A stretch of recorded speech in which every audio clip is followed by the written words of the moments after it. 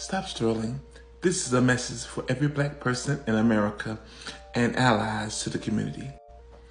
Too often we see people who are willing to betray their own for acceptance, validation, or a false sense of security. But let me tell you something. Selling out will never lead to true power. A pick-me will side with the oppressor just to be seen, while real leaders stand in solidarity with their people. Be mindful, be watchful.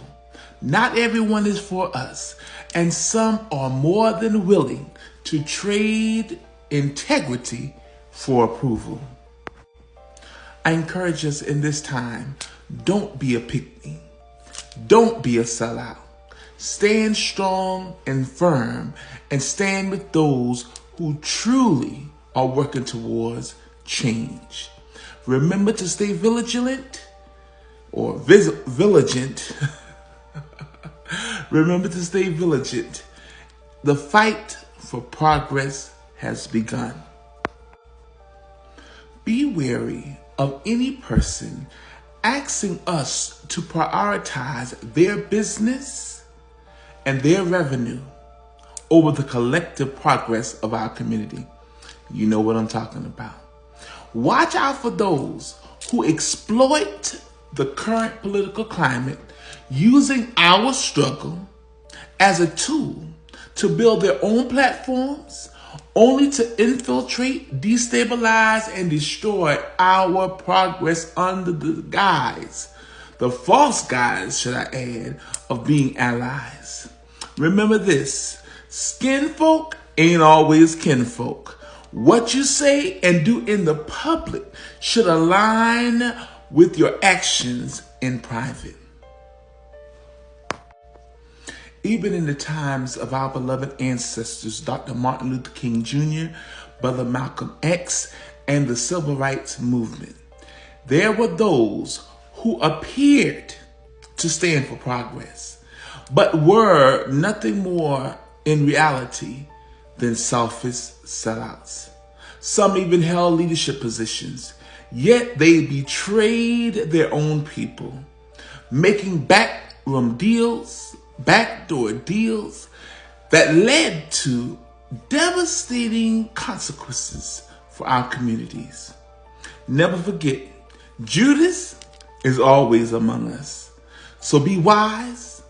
Don't be bought.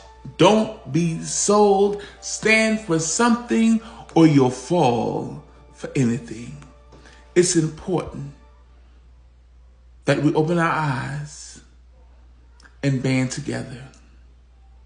Nobody's business or anything that they have going on with the oppressor trumps our collective solidarity, our collective progress, and what we are trying to do as a community. Black-owned businesses that are in contracts with companies like Target, Walmart, or any other company that has openly declared war on the black community and minority communities should not be supported. I know sometimes it will be hard. We have to take extra steps. We have to do research. But anything worth having is worth fighting for. So the question to us is, are we willing to fight or fold? Listen to the people who so-called claim to be leaders and watch their moves. Listen for their intent and their motives, because so many people are not worried about those that are less fortunate. They're not worried about those who are not in the 1 percentile. They're only worried about themselves. They're not worried about leaving a legacy. One of the things I think was a mistake when we went into the integration period of history is that many of the black-owned businesses suffered. Many of the mom and pop stores suffered because everybody wanted to go shop where they were once barred from shopping. And the black businesses suffered. So I'm asking us not to make the same mistake again. Let's not repeat a history that has proven not to work.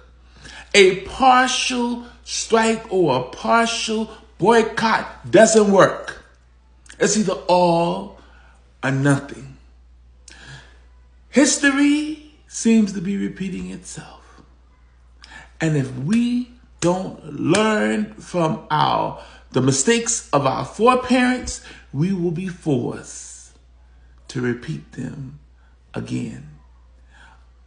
As I've always been saying, and I've been saying recently over and over again, and it bears repeating, don't be on the wrong side of history again, because our children and our children's children will look back at this time period and they will ask us, what did you do to fight for our future? What choices did you make during that time to help solidify, to help secure a future for us?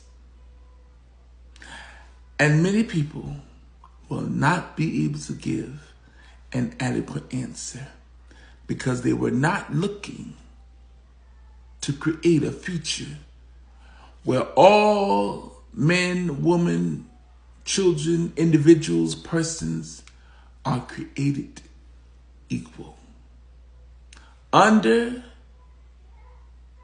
the rule of heaven.